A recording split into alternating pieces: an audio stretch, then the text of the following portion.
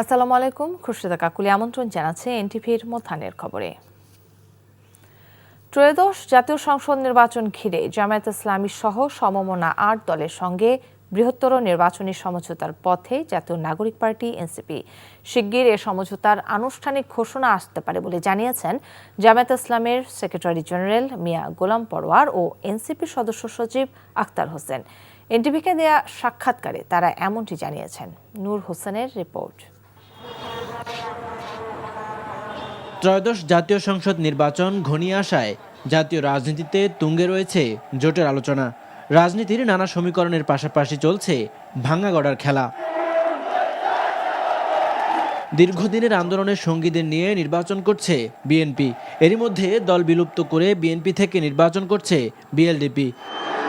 দল থেকে পদত্যাগ করে ধানের শীষের প্রার্থী হচ্ছেন গণ অধিকার পরিষদের সদস্য সচিব রাশেদ খান সহ বেশ কয়েকজন। পর্যাপ্ত আসন না পেয়ে জোটও ছেড়েছে অনেক দল। অন্যদিকে নির্বাচন ঘিরে বৃহত্তর রাজনৈতিক সমঝোতার পথে জামায়াতে ইসলামী সহ সমমনা ৮ দল ও অভ্যুত্থানের নেতৃত্ব দেয়া তরুণদের দল জাতীয় নাগরিক পার্টি এনসিপি। চলছে শেষ মুহূর্তের আলোচনা। শিগগির আনুষ্ঠানিক ঘোষণার প্রত্যাশা নেতাদের। সব দলের সাথে যেমন আমাদের আলোচনা চলমান, ইনফর্মাল আলোচনা যেগুলো, সেগুলো এনসিপির সাথেও আলোচনা হয় এবং হচ্ছে কিছুটা অগ্রগতি। ৮টি দলের মধ্যে আসন সমঝোতা নিয়েও কিন্তু একটু সময় লাগছে। মনোনয়ন তো 29-এ জমা হবে, কালকের মধ্যে আশা করি মোটামুটি আমরা একটা জায়গায় পৌঁছাতে পারবো। আর একটা কথা বলে রাখি, সবসময় জোটবদ্ধ নির্বাচনের আসন বন্টন এবং সমঝোতার ক্ষেত্রে এটা ঘটে থাকে যে এমনও হয় যে মনোনয়ন জমার সময় হয়তো সুরা হলো না, তো একটা আন্ডারস্ট্যান্ডিং হয় যে ঠিক আছে আপনার সাথে আমার বোঝাপড়া হয়নি, তা আপনিও জমা দেন, আমিও জমা দিয়ে দিই। এনসিপির সাথে জামাতে ইসলামীর সামনের নির্বাচনে আসন সমঝোতার বিষয়ে আমাদের আলোচনা চলমান রয়েছে। কিছু রাজনৈতিক প্রশ্ন, রাজনৈতিক পরিস্থিতি, করণীয়, সে বিষয়গুলো নিয়ে আমরা আমাদের মধ্যে কথাবার্তা বলছি এবং আসন বিন্যাসের বিষয়টা কীরকম হতে পারে সে নিয়েও আমাদের মধ্যে কথাবার্তা চলছে। দুর্নীতিমুক্ত ন্যায় বিচার ও সংস্কারের পক্ষে থাকাকে সমঝোতার শর্ত হিসেবে দেখছে জামায়াত ইসলামী। অন্যদিকে সংস্কার ও রাষ্ট্র কাঠামো পুনর্গঠনকে গুরুত্ব দিচ্ছে এনসিপি। বাংলাদেশকে নতুন রূপে সাজাতে আমাদের এখনকার জন্য সবথেকে গুরুত্বপূর্ণ বিষয় বাংলাদেশের সংস্কারগুলোকে বাস্তবায়ন করা এবং সেই লক্ষ্যকে মাথায় নিয়েই আমরা আমাদের নির্বাচনী যে পরিকল্পনাগুলো আছে সেগুলোকে আমরা সাজানোর চেষ্টা করছি। আমরা তাদেরকেই জোটে নিতে রাজি। তাদেরকে কথা দিতে হবে যে তিনি এবং তার দল দুর্নীতি করবেন না, দুর্নীতিকে পছন্দ করবেন না। ক্ষমতায় গেলে সোশ্যাল জাস্টিস, সামাজিক ন্যায় বিচার কায়েমের পক্ষে তিনি থাকবেন। এদিকে জামায়াতের সঙ্গে জোট গঠনে আপত্তি জানিয়ে আহ্বায়ককে স্মারকলিপি দিয়েছে জাতীয় নাগরিক পার্টির 30 জন কেন্দ্রীয় নেতা। এরই মধ্যে দল থেকে পদত্যাগ করেছেন যুগ্ম সদস্য সচিব ডাক্তার তাসনিম জারা। তবে শেষ পর্যন্ত ঐক্যবদ্ধ থাকার আশা করছেন শীর্ষ নেতারা। আমাদের আলোচনা চলমান রয়েছে এখন। নূর হোসেন, এনটিভি নিউজ, ঢাকা। ঢাকা 17 সংসদীয় আসন থেকে নির্বাচন করছেন বিএনপির ভারপ্রাপ্ত চেয়ারম্যান তারেক রহমান। সকালে রাজধানীর সেগুনবাগিচায় ঢাকা বিভাগীয় কমিশনারের কার্যালয় থেকে তারেক রহমানের পক্ষে মনোনয়নপত্র সংগ্রহ করেন বিএনপি চেয়ারপারসনের একান্ত সচিব ABM আব্দুস সাত্তার। প্রথমবারের মতো জাতীয় নির্বাচনে লড়ছেন তারেক রহমান। ঢাকা 17-এর পাশাপাশি বগুড়া 6 আসন থেকেও নির্বাচন করবেন তিনি। বগুড়া 6-এ তার পক্ষে মনোনয়ন ফর্ম আগেই সংগ্রহ করেন স্থানীয় নেতারা। গতরাতে তারেক রহমানের 2টি আসনে নির্বাচনের কথা জানায় বিএনপি। প্রাথমিকভাবে ঢাকা 17-তে বিএনপির অন্যতম শরিক বিজেপির চেয়ারম্যান আন্দালিব রহমান পার্থকে ছেড়ে দেওয়া হয়েছিল। তারেক রহমান ঢাকা 17-তে প্রার্থী হয়, পার্থকে ছেড়ে দিচ্ছে ভোলা 1 আসন। আমরা ওনার পক্ষ থেকে এই অফিসে মনোনয়নপত্র দাখিল করব। দুটা নির্বাচনী, একটা বগুড়া 6 এবং ঢাকা 17। ইনকিলাব মঞ্চের মুখপাত্র শরীফ ওসমান হাদি হত্যাকাণ্ডের সাথে জড়িত সন্দেহে এখন পর্যন্ত 11 জনকে গ্রেফতার করা হয়েছে বলে জানিয়েছে ঢাকা মহানগর পুলিশ। এ ঘটনা সংগঠনে পরিকল্পনায় অংশগ্রহণ, ঘটনায় ব্যবহৃত অস্ত্রগুলি লুকানোর সাথে জড়িত, ঘটনার মূল 2 হোতাকে পলায়নে সহায়তাকারী সহ মোট 11 জনকে আমরা গ্রেফতার করতে সক্ষম হয়েছি। স্বামী মেঘালয় রাজ্যের তুরা নামক একটি শহর আছে, সেই শহরে তাদেরকে পৌঁছে দেয়। আমরা ইনফরমাল চ্যানেলে মেঘালয় পুলিশের সাথে যোগাযোগ করে যেটি জানতে পেরেছি, তারা ইতোমধ্যে পুত্রী ও স্বামীকে গ্রেফতার করেছে। শহীদ শরীফ ওসমান হাদী হত্যার বিচারের দাবিতে আজ সারা দেশের বিভাগীয় শহরগুলোতে সর্বাত্মক অবরোধের ডাক দিয়েছে ইনকিলাব মঞ্চ। শনিবার রাতে ইনকিলাব মঞ্চের ফেসবুক পেজে এই ঘোষণা দেওয়া হয়।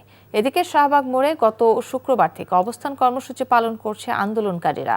জুমার নামাজের পর জাতীয় মসজিদ, বায়তুল মোকাররম, ঢাকা বিশ্ববিদ্যালয়ের কেন্দ্রীয় মসজিদ সহ বিভিন্ন এলাকা থেকে বিক্ষোভ মিছিল নিয়ে শাহবাগ মোড়ে জড়ো হন আন্দোলনকারীরা। তীব্র শীতের রাতেও সেখানেই অবস্থান করেন তারা। তবে শনিবার বিএনপির ভারপ্রাপ্ত চেয়ারম্যান তারেক রহমানের শহীদ ওসমান হাদীর কবর জিয়ারত উপলক্ষে শাহবাগ মোড়ে অবস্থানরত ইনকিলাব মঞ্চ ডান দিকে সরে গিয়ে আজিজ সুপার মার্কেটের সামনে অবস্থান নেয়। পরে পুনরায় শাহবাগে এসে সারা দেশে বিভাগীয় শহরগুলোতে সর্বাত্মক অবরোধের ডাক দেয় সংগঠনটি। দেশের ২৬তম প্রধান বিচারপতি হিসেবে শপথ নিয়েছেন বিচারপতি জুবায়ের রহমান চৌধুরী। সকাল ১০টা ৩৫ বঙ্গভবনে তাকে শপথ বাক্য পাঠ করান রাষ্ট্রপতি মোহাম্মদ শাহাবুদ্দিন। এ সময় প্রধান উপদেষ্টা অধ্যাপক ডক্টর মোহাম্মদ ইউনূস উপস্থিত ছিলেন। গত ২৩ ডিসেম্বর রাষ্ট্রপতির আদেশক্রমে বিচারপতি জুবায়ের রহমান চৌধুরীকে প্রধান বিচারপতি হিসেবে নিয়োগ দিয়ে প্রজ্ঞাপন জারি করে আইন মন্ত্রণালয়।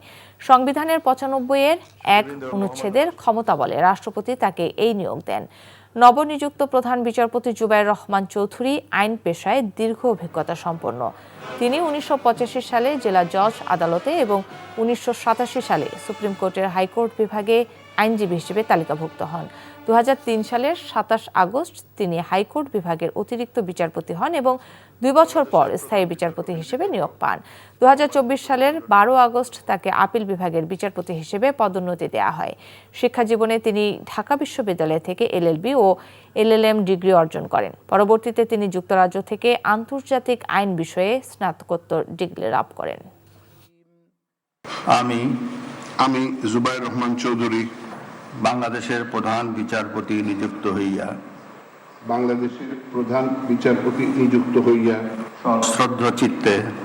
সশ্রদ্ধ চিত্তে শপথ করিতেছি যে আমি আইন অনুযায়ী ও বিশ্বস্ততার সহিত আমার পদের কর্তব্য পালন করিব। আধিপত্যবাদী সংস্কৃতি চর্চার বিরুদ্ধে কাজ করে যাচ্ছে জাসাস। এই ধারা ভবিষ্যতে অব্যাহত রাখবে বলে প্রত্যাশা করেন বিএনপির সিনিয়র যুগ্ম মহাসচিব রুহুল কবির রিজভী আহমেদ।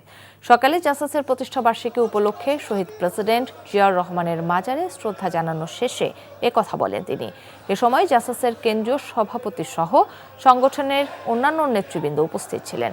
পরে প্রতিষ্ঠাবার্ষিকী উপলক্ষে আনন্দ র্যালির উদ্বোধন করেন রিজভী আহমেদ।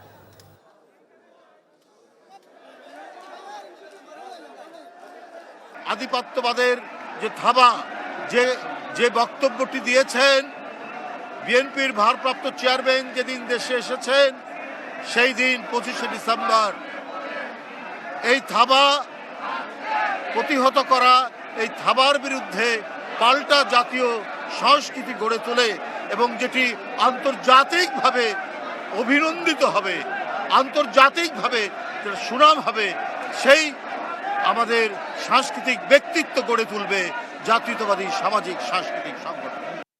খাদি, ময়নামতি আর রসমালাই, কুমিল্লার এই ৩ পরিচয়ের সাথে এখন যোগ হয়েছে ভোটের নতুন সমীকরণ। তবে এবার কি শুধু দলীয় প্রতীক দেখে ভোট দেবেন কুমিল্লাবাসী, নাকি বদলে যাওয়া সময়ের সঙ্গে বদলেছে মানুষের প্রত্যাশাও? ৪৮ লাখ ভোটারের এই জনপদে নারী ও তরুণদের নীরব আকাঙ্ক্ষার খবর তুলে ধরছেন নাহিদ প্রিন্স। সাথে ছিলেন কুমিল্লা প্রতিনিধি মাহফুজ নান্টু। ঐতিহ্যের শহর কুমিল্লা, ময়নামতির প্রাচীন সভ্যতা আর বিখ্যাত রসমালাইয়ের মিষ্টতা ছাপিয়ে এই জনপদে এখন বইছে নির্বাচনী হাওয়া।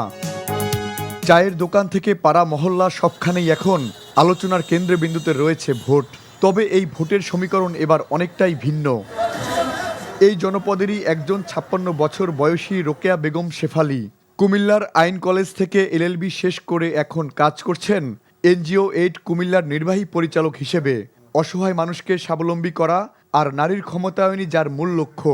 তবে নির্বাচনের মাঠে সহিংসতার সংখ্যা ভাবিয়ে তুলছে তাকে। এবার সহিংসতা হওয়ার সম্ভাবনা বেশি, এই জন্যই আমার কাছে মনে হচ্ছে যে এবার নারী যারা আছেন তারা হয়তো ভোট কেন্দ্রে তুলনাভাবে অন্যদের সময় থেকে এবার তুলনাভাবে কম যাবে। কুমিল্লায় শুধু নারীরাই নন, বড় ফ্যাক্টর হয়ে দাঁড়িয়েছে তরুণ প্রজন্ম।